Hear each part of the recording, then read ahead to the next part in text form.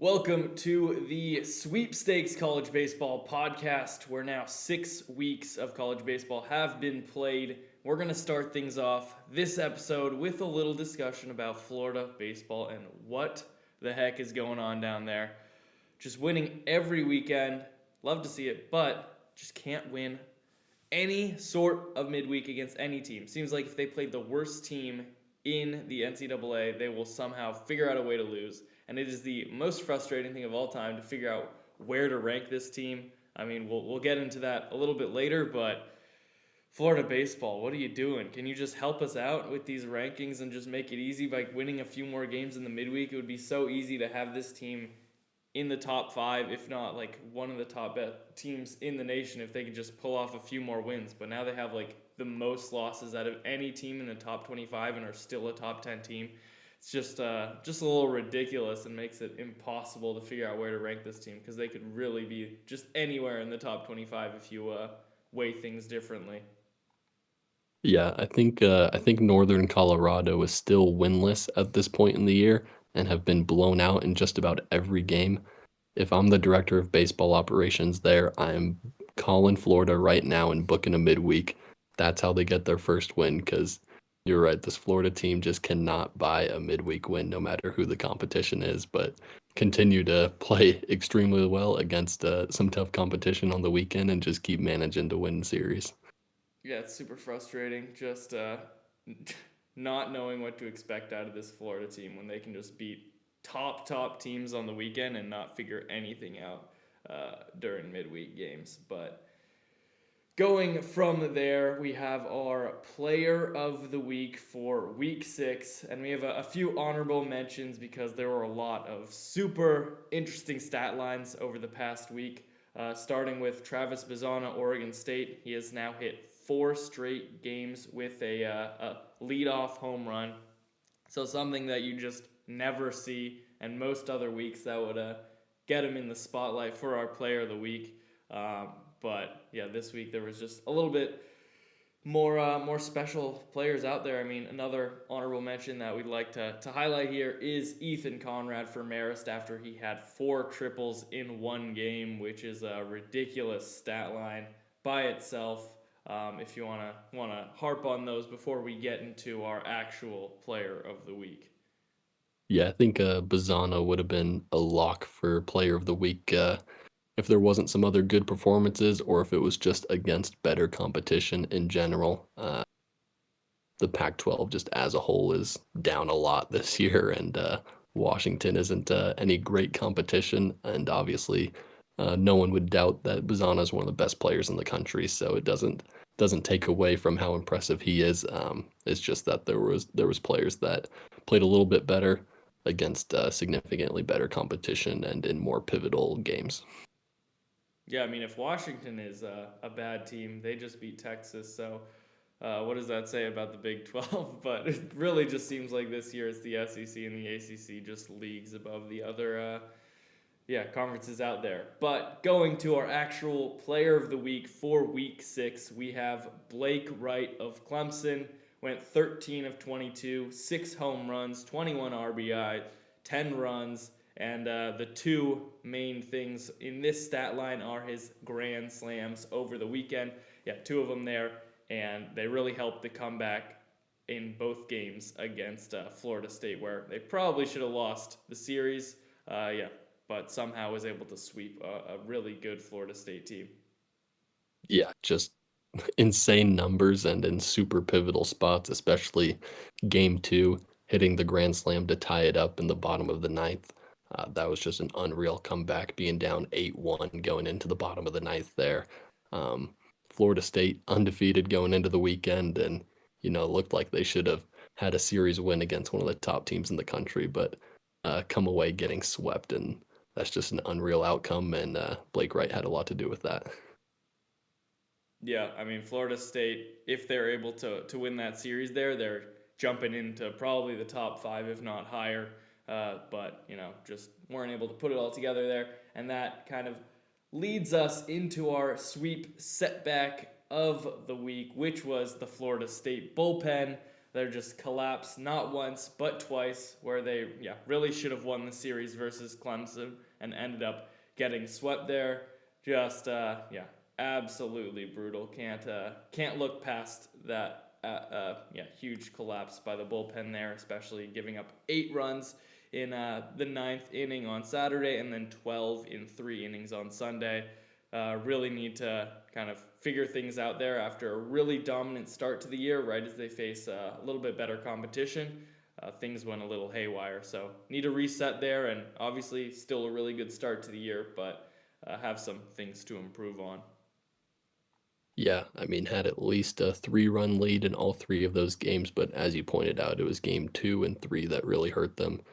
Just absolute collapses by the bullpen, and yeah, they really need to solidify at least a couple guys moving forward that you can go to in those spots and feel comfortable and confident with, and just no one stepped up and proved themselves in those spots this weekend. I mean, really, anybody should be able to come into a situation where you're up that many runs and be able to get a few outs. So it's just a shock that you can give up that many runs without just figuring anything out, not getting a single guy in there that can just throw strikes and get outs, because eventually that's just going to happen no matter how hard Clemson is hitting the ball. They're gonna eventually run into some outs there, but we're not able to do it this past weekend. But after that, we have our top play of Week 6 in college baseball. We'll play it now. Watch what he does with his arm strength. Everybody did right. Everybody got to the bases. Cooper White. Now watch this. This ball's on the warning track, and he throws it on a one-hop, if that. Yeah, bullseye. My goodness. How do you... So here we have Ty Wilmsmeyer for Arkansas, the center fielder, with an absolute frozen rope after having the ball bounce off the wall, just gunning the man at third base. Didn't stand a chance. Let him get the hit there, but that throw to third was just absolutely insane. Yeah, I mean that's a tough play in center field to begin with, but looked like he kind of just had a rough play there and looked like it was going to be a bad play for him, and one that he definitely wishes he would have had, but makes up for it by absolutely gunning down the runner at third. That's just an unreal throw from the warning track, and unreal rebound from a little bit of a slip up right before that, letting the ball drop. Yeah, just a crazy play that we wanted to highlight as our play of the week. And going from there, we have our weekend predictions from last week, where we chose 5 series and went through and each predicted what we think would happen. We keep score of our total wins and fails here, and right now we're sitting here both not in a great spot. I'm now at 15-15 after the past week, going 3-2, and Kevin is 13-17 after a 1-4 week. Once again, when we both choose the same team, odds are that team is not gonna win. After we chose LSU, Clemson, and Duke to win those series, only one of them prevailed in that, with that being Clemson, and obviously could have gone the other way with Florida State taking it. So got a little lucky there, but overall not the best week, but I guess could have been a little worse. Yeah, not a good week at all, especially for me. Really just gotta stick with the home teams in those SEC matchups, unless it's Florida, apparently, because they're just a lock to win the weekend series, no matter what it is, no matter what happened previously on Tuesday or Wednesday. You can count them in for 2 out of 3 on the weekend, and I really gotta make note of that and adjust moving forward. Yeah, I mean, I took the South Carolina Vandy matchup. I chose South Carolina there because of that home field advantage, and it did prevail, even though Vandy was super hot. But as a certified Vandy hater, I gotta stick with my guns here and keep rooting against them for as long as possible. And finally, was able to get one on them here. Yeah.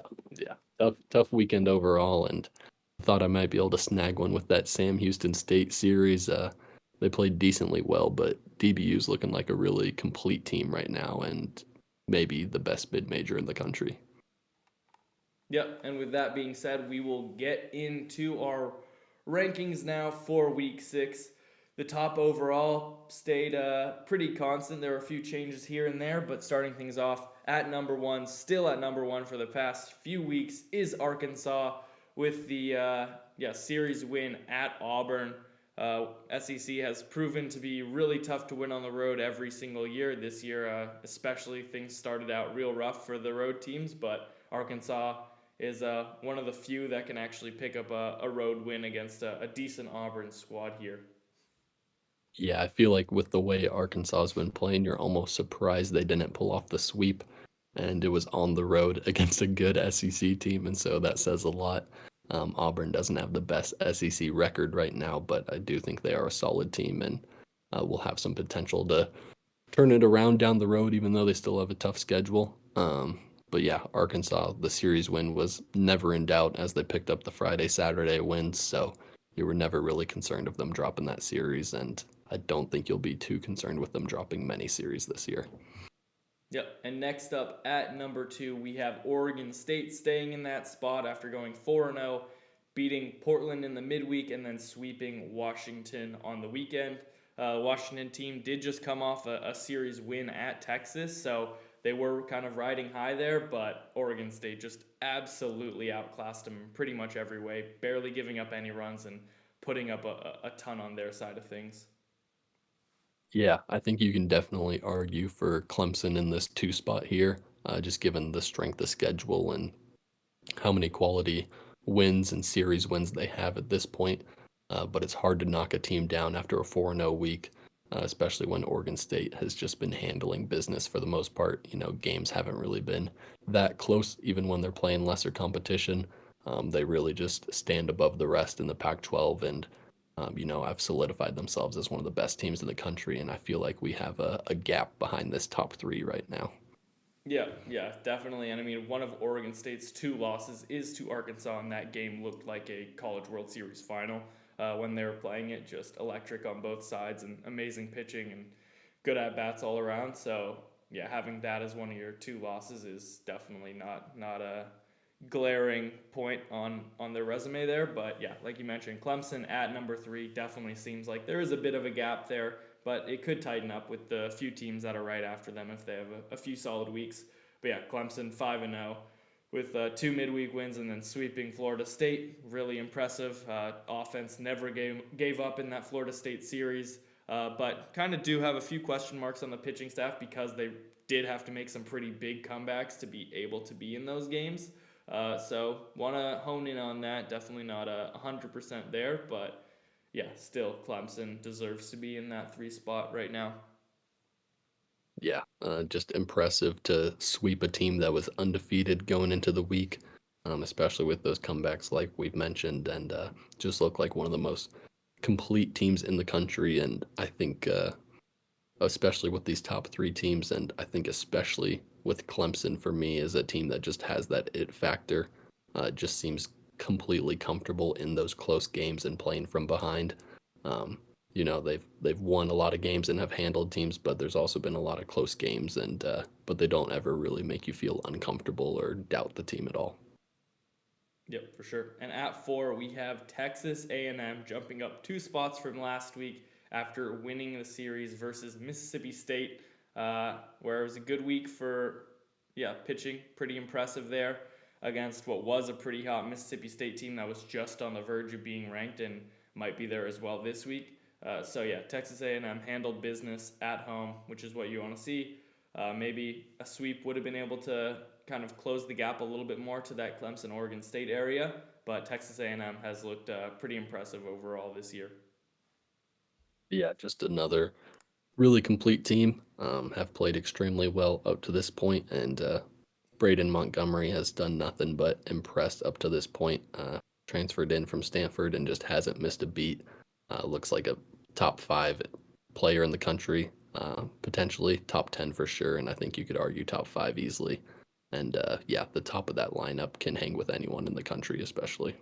Yeah, I mentioned this before the season about Braden Montgomery, that now that he doesn't have to hit the books as hard, he can get into that baseball atmosphere a lot more, and maybe he'll have a even more breakout year than he already was. I mean, obviously he was one of the top transfers, and yeah, now that he doesn't have to be in those Stanford classes anymore, is able to focus a little bit more on baseball, and we're seeing the effects of it there. And then at 5, we have Tennessee also jumping up 2 spots after a series win versus Ole Miss, another team that was fringe being ranked. last week, both those Mississippi schools there. Tennessee got the job done in a pretty similar way to what Texas A&M did there, where, yeah, I mean, in this case, Tennessee's offense just continues to prove that they are one of the best in the nation. Yeah, good bounce back after dropping the series at Alabama. Good to get things back under control at home, and yeah, continue to impress, especially on the offensive side of things, like you said. And yeah, the SEC is extremely top heavy, as usual, and Tennessee's right there in the mix of things. Yep. And then at 6, we have that pesky team in Florida going 2-2 on the week, but winning the series at, what was a really, really interesting series versus LSU. Got the job done there. Super impressive. Don't know how they keep doing it, but yeah, getting a series win on the road like that is something for the resume, and jumps them up somehow a few spots here where they have the most losses out of any team in our top 25, but continue to just slowly whittle their way up to the top 10, and now jumping close to the top 5 here. Yeah, I mean we've touched on it all, but yeah, just extremely messy in the midweeks, and just keep pulling out these series wins. It feels like if you can get it to Sunday with Jack Caglione on the mound, that they're in for a win there. And so that's what they've been doing so far, usually dropping one of the first two and pulling things out on Sunday. And yeah, we'll see if they're able to continue this strategy throughout the year. Yeah, it's a very interesting one, but kind of sets them up for super regionals pretty well, since that is a weekend series kind of set. But after that, at 7, we have Virginia jumping up 4 spots. Overall, they're 20-4, so one of the best records in the nation here after going 4-0 the past week and going to Pitt and sweeping the series there, where they just absolutely outmatched the competition in every aspect. They haven't faced the best teams, week in, week out so far, but that'll definitely change going through ACC play. But right now, they're extremely hot. Yeah, and we've seen some Virginia teams in recent years that have just absolutely manhandled the regular season without playing extremely tough series a lot. They just seem like a team that continues to get out to super hot starts and avoid tough competition till later in conference play. But a lot of those teams have panned out, and so don't really want to doubt this team either.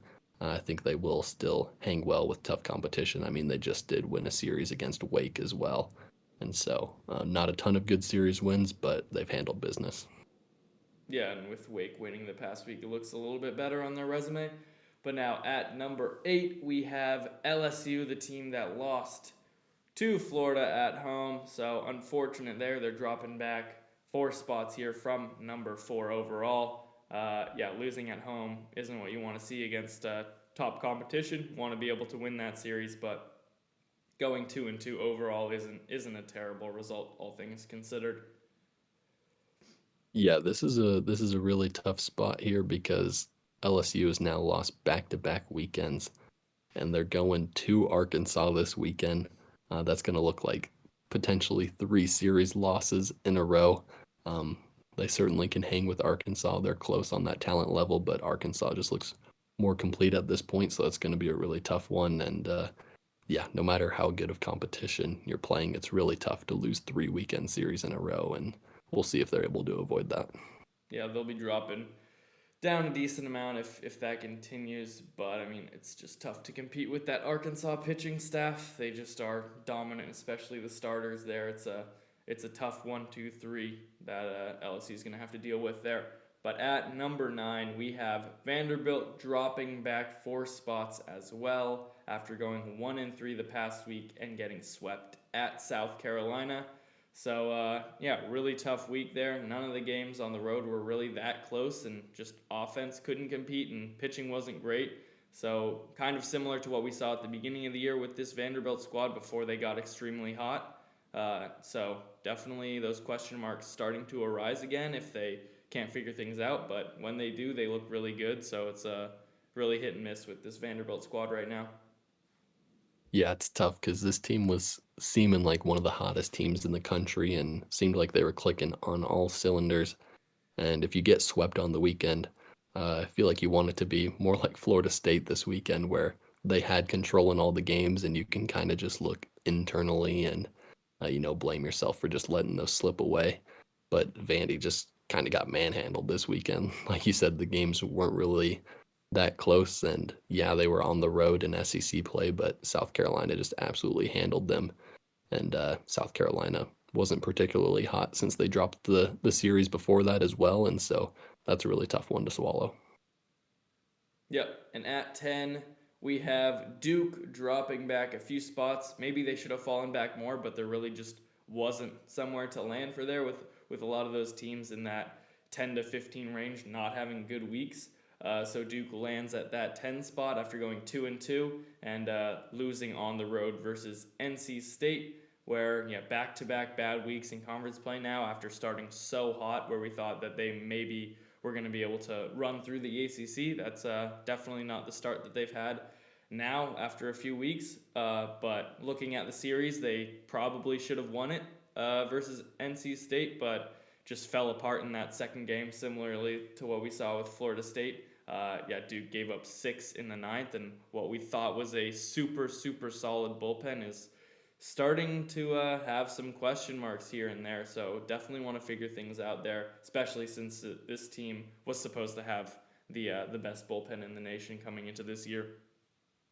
Yeah, that Saturday game just hurt so much going into the ninth with that lead, and yeah, like we've mentioned, one of the best bullpens in the country, but it's starting to look like there's some question marks, potentially some gaps there, and yeah, they really need to get back on the right track and start pulling out those wins, pulling out those series wins, because it looked like they were one of the best teams in the country, but right now it's not as convincing at all. Yep, and now at number 11, we have Wake Forest, which is why we couldn't drop Duke down any further because Duke has that head-to-head over them.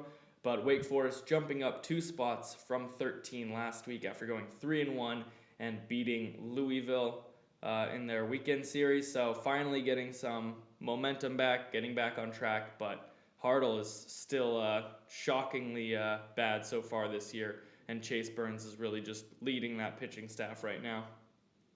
Yeah, every Wake Forest game just feels like a question mark outside of Saturday. Chase Burns has that locked up, and you can count him in for double-digit strikeouts and just absolute dominance.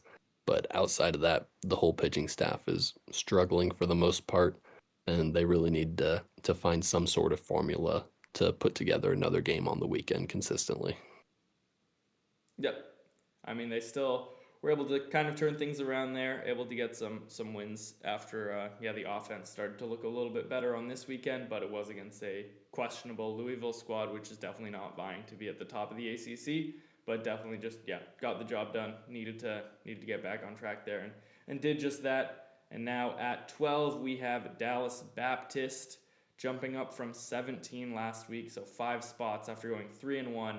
Their midweek was at Oklahoma, where they got the win, and then going to Sam Houston and winning the series there. Just a really, really impressive week, maybe one of the toughest this year that they'll have. So being able to come out of that at 3-1 is what you want to see out of a mid-major like that. Yeah, like you said, probably one of the tougher weeks altogether they'll have the rest of the year, especially when you add in that midweek against Oklahoma. So very impressive to see them handle it, go 3-1, and yeah, looking like maybe the best mid-major in the country. Probably give them that title right now after ECU slipped up. Yep, and at 13 we have North Carolina jumping up 5 spots as well after going 4-0 this past week and sweeping Georgia Tech on the weekend. Really good overall result since Georgia Tech was a fringe top 25 team that we've had there for a few weeks, and being able to sweep them is really good bounce back for this North Carolina squad.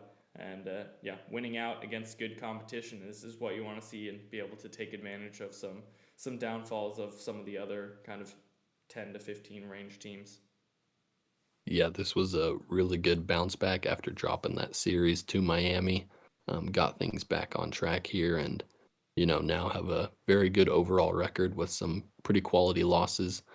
Dropped that series to ECU, and then also to Miami, and Miami's not in the rankings, but certainly a solid team, somewhere in that 25 to 40 range. Um, not right on the door necessarily, but on the outside looking in. Yep. And now following up North Carolina, we have South Carolina also jumping up 5 spots from last week. Yeah, went 4-0 as well. Pretty similar results as North Carolina did. But sweeping Vanderbilt is super impressive, and just, yeah, like we mentioned earlier when we were talking about Vanderbilt, just completely outclassed them and bounced back from a bad last week. So being able to take advantage and jump back up a few spots is what you want to see from South Carolina to kind of solidify them as a one of the upper tier SEC teams. Yeah, certainly a quality weekend, and yeah, mainly impressive with how dominant the wins were. Yeah, really took control the entire weekend and bounced back from a sloppy weekend before. And yeah, similar to North Carolina, just the losses this team has are very quality. And, you add in some good series wins on top of that, they're going to continue moving up. Yep. And now at 15, we have East Carolina dropping back 5 spots after going 2-2, winning their midweek at Elon, but then losing the weekend series at UTSA.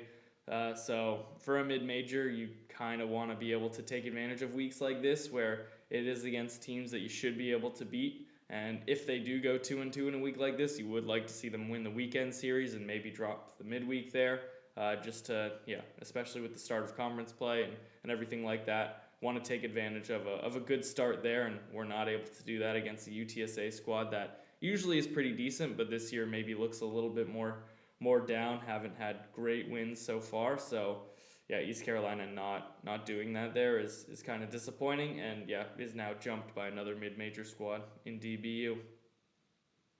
Yeah, this was an especially tough week because it really could have been on an opportune time to handle business with 4 teams in the top 10, not having great weeks.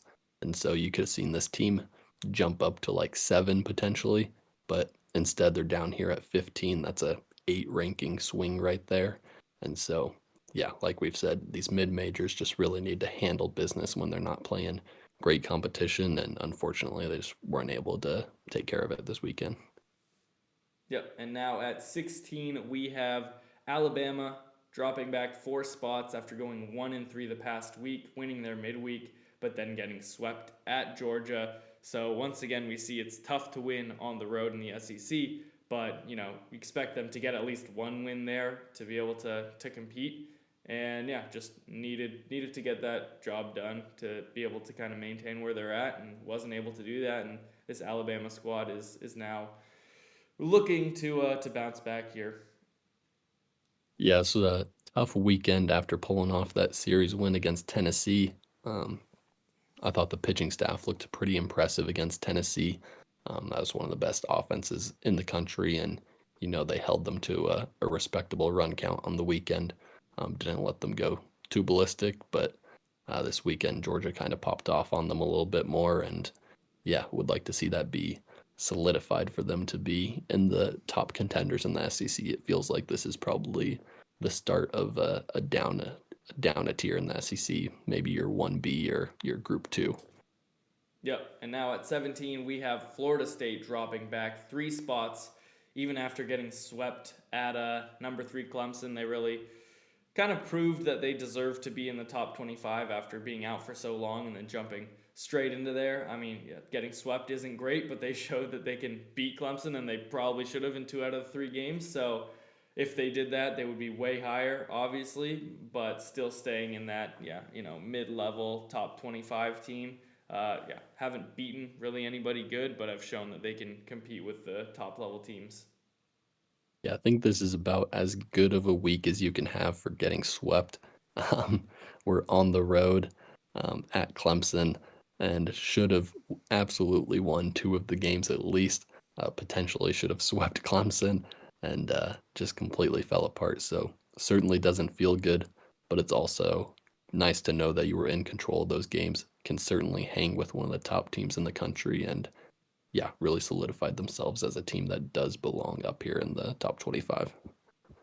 Yep, and now at 18, we have NC State jumping up 2 spots after going 3-1, winning their midweek versus Coastal Carolina, and then winning the weekend. versus Duke. So yeah, tough week playing against ranked teams the entire way and doing a great job going 3-1. So maybe should have jumped up more, but I think we were a little lenient last week with how little we dropped them back. A lot of places had them dropping out of the rankings there after having a tough stretch there, but we decided to keep them in and maybe not jump them up as higher this week because yeah, even though they did a great job last week, was definitely a blip on their schedule there. So yeah, impressed against Duke, bounced back, and yeah, I mean, really showed that they have that fight in them to be able to come back in that Saturday game with putting up 6 in the 9th inning to win it. But yeah, I mean, it definitely could have gone either way, and if that was the case, then they might not have been in the top 25. Yeah, this was an incredible bounce back week after going 0-4 the week before, picking up 3 ranked wins this week. Incredibly impressive, and I feel like right now this NC State team is ranked incredibly accurate in the top 25. They're a team that can hang with anyone, and on their good day can beat any of the top teams in the country, but just not consistent. And we saw it with that Georgia Tech series. They get sloppy and not consistent enough to, win all the series that they should win either. And so I feel like this feels like an accurate place where we have them right now. Yep, and now at number 19 is the team that they beat in the midweek, Coastal Carolina. Yeah, went 1-3, so really tough week. They are dropping back 4 spots here, losing at North Carolina, and then going to App State and losing the series there. So bad week against good competition. App State looks like a pretty decent squad overall, but really need to get those wins there to be considered one of the best mid-majors out there. And this week, Coastal Carolina, like some other teams, not able to get that done. So need to be able to swing that around to be able to be considered one of the best teams in the nation. Yeah, there's another team that sort of needs to clean up things on the pitching staff. It's an offense that can hang with anyone and outscore anyone on a given day, but to drop a series against Appalachian State, I think you put a lot of that on the pitching staff this weekend, and just need to be cleaner and handle business, especially. I mean, Appalachian State looks decent, but against not top competition, um, just need to clean things up if they want to be one of the best mid majors in the country and continue to be ranked in the upper side of the top 25. Yeah, next up, going to number 20, we have UC Irvine after a 3-0 week versus Cal State Bakersfield. Sweep looked pretty good, especially those first 2 games. Last one almost got away from them there. But yeah, jumping up the rankings after a pretty good week, now up to 20. UC Irvine definitely now in competition to be considered one of the best mid-majors out there. Yeah, just good week against a pretty poor competition, but handled business like you said, and continue to impress for the most part. Yep, and at 21, we have our first new member in our top 25 with Virginia Tech jumping in after a 4-0 week, going to Boston College and sweeping the series there on the road. So impressive results. Maybe not the best competition there, but they've been right on the outside looking in for a while now and finally get their opportunity to jump in after a few down weeks for some of the back end teams there. So Virginia Tech with that overall record of 18-4 now, sitting at a pretty good spot, but definitely want to see how they do against some better teams. Yeah, definitely took advantage of some sloppiness on the back end of the top 25, but do have the overall record to back it up and have handled business up until this point, so deserving of a spot in the top 25, and we'll see if they're able to hang on to it as ACC play ramps up. Yeah, and similar to Virginia Tech, now we have at 22 Kentucky jumping in to the top 25. They've looked really good this whole season, now at 20-4 overall, 3-1 the past week, and the weekend series at Missouri able to win it there. So good wins against bad teams overall, but got the job done on the road, and that's what you maybe don't necessarily see a lot of the times in the SEC especially. So yeah, good past few weeks, especially with some decent teams that they're able to beat, but haven't faced the top level SEC competition. So want to see how they go up against that as well, similar to Virginia Tech there. Yeah, haven't played top competition, but the sweep over Georgia was impressive, and this team does stand atop of the SEC West at this point, and there's something to say for that, even though it's only 2 weeks in. And so, yeah, have the overall record, do have some quality wins, and yeah, we'll see how they hang as SEC play continues. Yeah, and next up we have TCU at 23, dropping back 7 spots. They're just continuing to fall down the rankings here after being considered a top 5 team for a while. They went 2-2 the past week and lost at Oklahoma State their series there, so they've yet to win a conference series. Continuing to struggle. Maybe got bailed out a little bit by getting a midweek win there. If they didn't get that, probably out of the top 25. But TCU just hanging on by a thread right now. And I mean, they should be able to turn it around with the talent they've shown and what they can pull off if they're kind of firing on all cylinders, but have yet to really prove that. Yeah, it's crazy that this team has dropped 3 series in a row at this point, especially with how they started out the year. I don't think anybody would have expected this, and you feel that they should be turning it around soon. We certainly hope so. But if they don't, yeah, they'd be out of the top 25. And yeah, if there wasn't so many slip ups at the back end of the top 25 this week, I think you very easily could have seen them drop out. Yep, and now at 24, we have Oregon coming into the rankings this week after going 2-1 versus Arizona.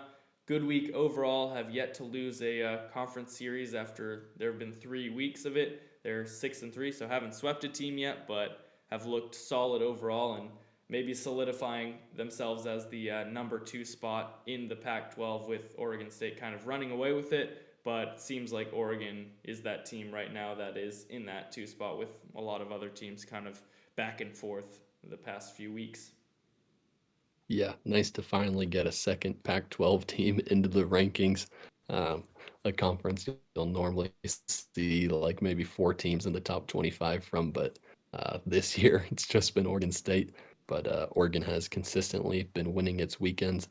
Did drop a series to Santa Barbara, but that's a pretty quality series loss. Even though it was at home, they have handled business for the most part. And, it just feels like moving forward, it's hard to see them having a series that you think that they should lose in particular besides Oregon State. Could definitely drop one at some point, but you feel like they should be a favorite in most series otherwise.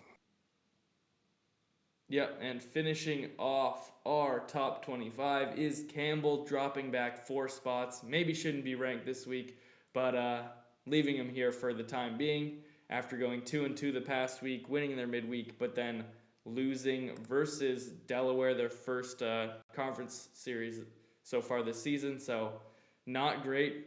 Wasn't the best competition overall, so really need to be turning things around, similar to other mid-majors so far this week, just not having the best overall results, but still in the top 25 for now because there wasn't necessarily a team that should jump in after their kind of previous results over the past week, but definitely a few teams right on the outside looking in.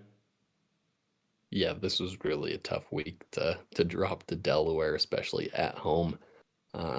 They do have a big game coming up in the midweek against Duke. I think we would certainly like to see them be competitive in that. If not, you could very easily see them out of the rankings this upcoming week because they very easily could have been out this week as well.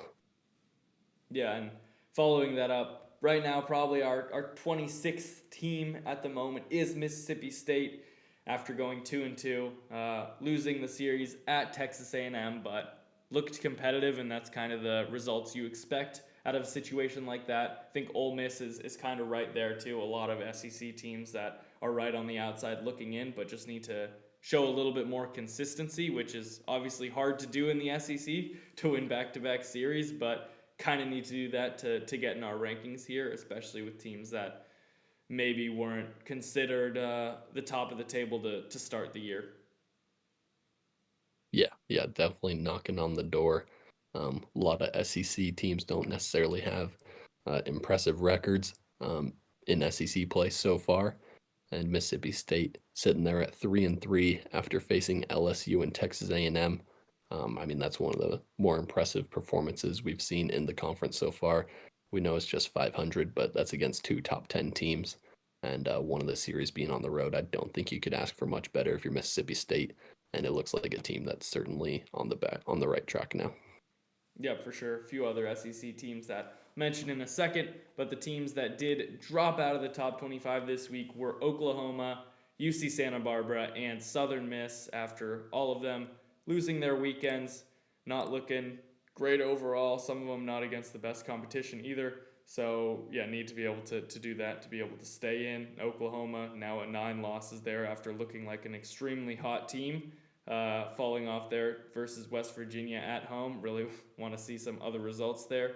But yeah, UCSB also losing at Cal Poly. Not the best competition there. Definitely expect them to win that. And Southern Miss losing their midweek versus Ole Miss. And then going to Georgia Southern and losing that.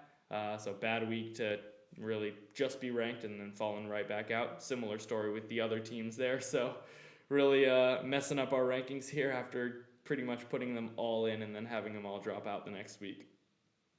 Yeah, I don't think any of those were particularly poor competition, but those are certainly series you want to win if you're a top 25 team and series you need to win to continue solidifying yourself as a contender and a team that belongs in the rankings.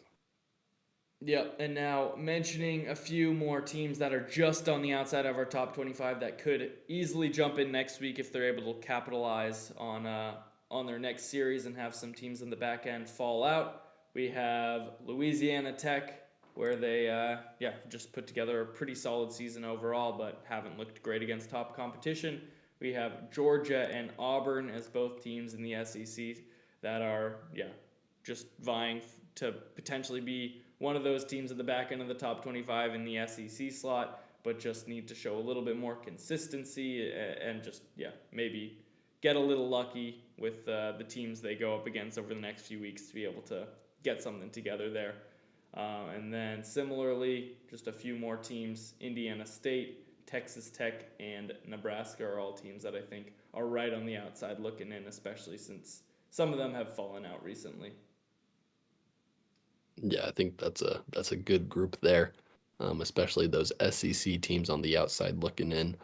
A lot of them have looked very good at times, but like you mentioned, just need to see some consistency.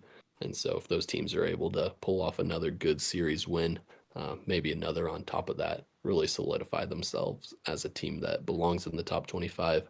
But it's hard for those teams that look good when they have 1 week on, 1 week off, to find out where they really fall in the order there. Yeah, for sure.